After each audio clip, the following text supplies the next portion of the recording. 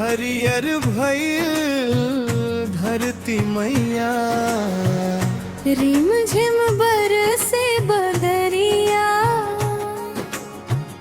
भींजे मोरा चुनरिया।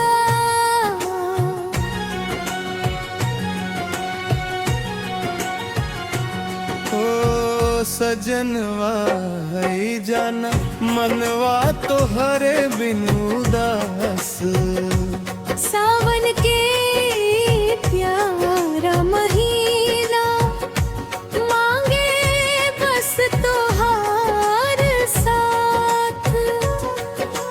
रिम झिम पानी बरसे, मनवा तोहरा नाव पुकारे।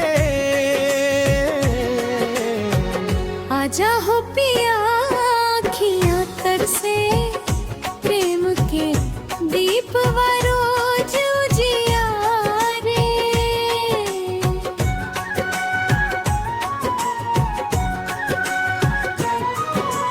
आम के डारी झूला पड़ल गाँव में गूंजेगी, कोयल बोले मीठ वीतन भर देला मन मेरी। मोर नाचे खेत किनारे, नदिया गावे ताना। तोहरा बिना अधूरा लागे सावन के ई शाम। बरसे बदरिया धीरे धीरे, भींज बेला बिनवा। तोहरे बिना सुना लागे सजना मोरा मनवा। कजरा भिंजल चूड़ी छनके महके फूलन के डार। तोहरे याद में बीते दिनवा गिनते रहनी हर बार। सपनवा में रोज तू आवास हंसी से भर दे रात। सावन के हर बूंद कहला मत छोड़ी हमार साथ। हो सावन के बहरिया गइल हो, हरियर भइल धरती मैया। रिम झिम बरसे बदरिया, भींजे मोरा चुनरिया।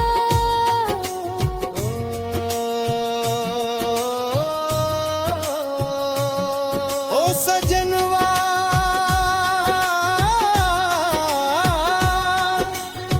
सावन के रातिया चांदनी बरसावे। तोहरा बिना मनवा न बहलावे। भींजल पवनिया धीरे धीरे बोले आजा बलम अब देर न होले। पीपर के छाँव तले बैठल रहनी, तोहरे राह निहार। हर आहट पर लागे ऐसन, आवत हो खबर एक बार। नदिया के लहरिया गुनगुन बोले ले चल पिया के पास। सावन के हर एक फुहार में बस तुम्हारे प्यार।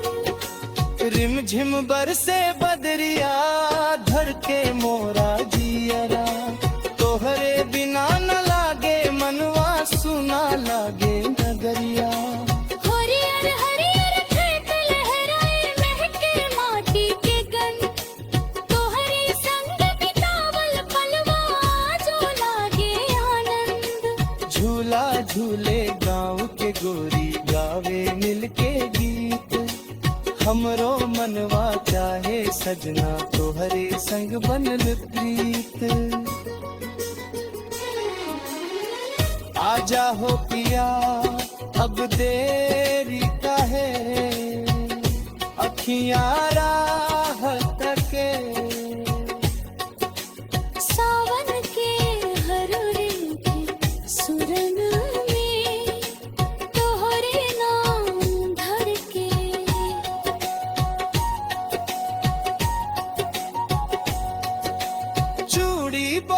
छन छन करके पायल बेतान सुनाई। थोरे बिना ये सावन सजना,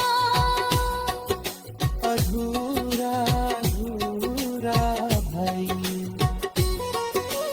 बादल गरबू दूर गगन में, बिजली चमके रात गुरमा। तोहे तुहाके संत करम तेरे जन्म के साथ।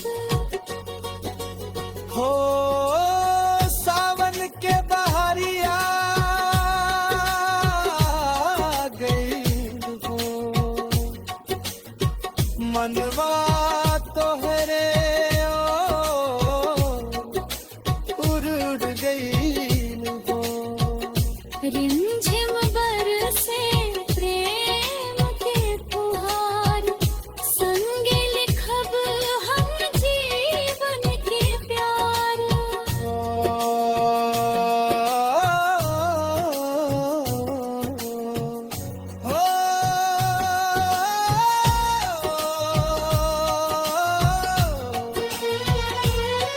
अरे सजनवा,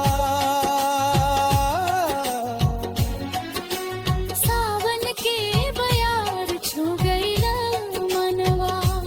तोहरे बिना सुना लागे आंगनवा।